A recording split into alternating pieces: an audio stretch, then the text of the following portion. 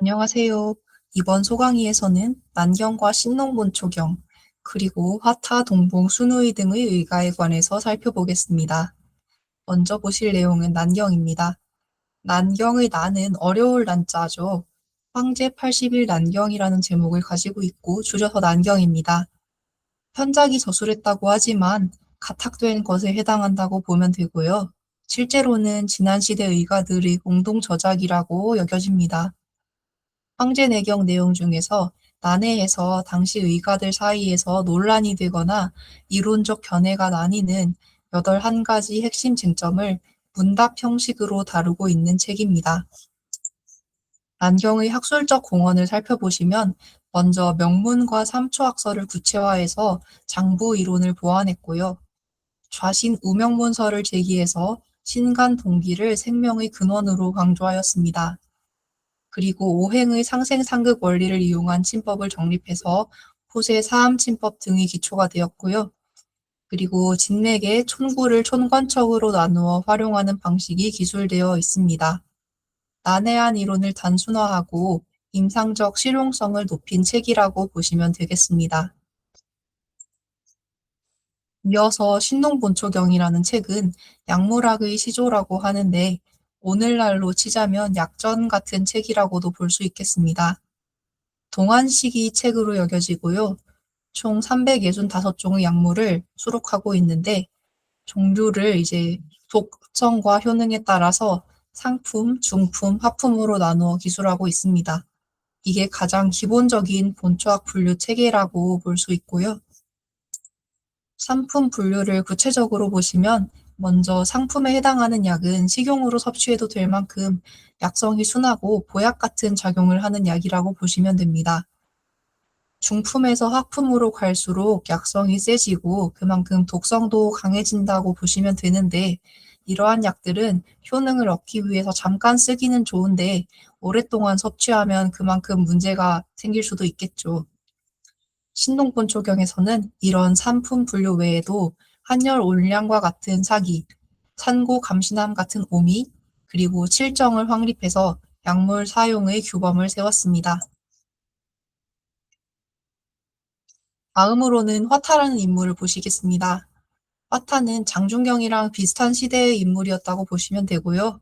삼국지를 읽으신 선생님들께서는 아마 잘 알고 계실 겁니다.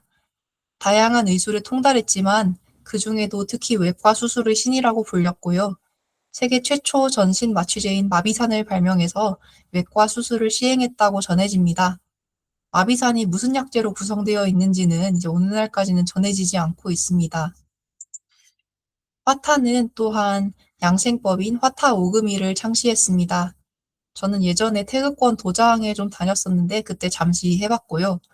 호랑이, 사슴, 곰, 원숭이, 새 이렇게 5동물의 동작을 본뜬 도인술입니다. 관절을 유연하게 하고 기혈 순환을 돕는 예방의학적 체조라고 볼 수 있고요. 화타의 제자 오보라는 인물도 오금이를 실천해서 90세가 넘도록 귀와 눈이 밝고 치아가 튼튼했다는 이야기가 전해집니다. 그리고 횡림이라는 단어는 요즘에도 인수를 상징하는 의미로 종종 사용되는데요. 동봉의 일화를 살펴보시면 이분은 환자를 치료해주고 돈 대신에 살구나무를 심게 했다고 전해집니다. 중병이 나으면 5그루, 가벼운 병은 1그루를 심게 해서 수년 만에 10만 그루의 살구나무 숲, 그러니까 행림이 이루어졌다고 전해집니다. 살구가 익으면 곡물과 교환해서 가난한 사람들을 구제했다고 하고요. 이로 인해서 행림이라는 단어가 한의학계의 인수를 상징하는 아름다운 별칭이 되었다고 합니다. 그리고 서한 초기에는 순우이라는 명의가 있었습니다. 창고 관리 벼슬을 지냈기 때문에 창공이라고도 불리는데 양경이라는 사람에게 의술을 전수받았다고 전해지고요. 자신이 치료한 환자의 성명, 나이, 직업, 병증, 진단 처방 예후를 상세하게 기록했는데 이를 진적, 그러니까 진료 문서라고 합니다. 이 진적은 현존하는 중국 최초 병력 기록이자 의안의 시초입니다. 요즘에도 환자를 진료하고 나면 차팅으로 기록을 남깁니다.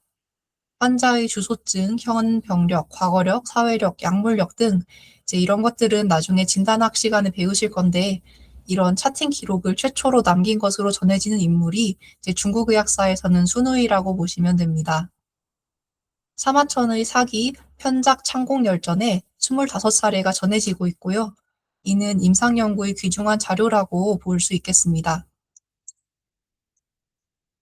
그리고 마지막으로 과곡과 부홍을 보시겠습니다. 부홍이라는 인물은 부숫가에서 낚시를 하며 환자를 돌본 사람이고요.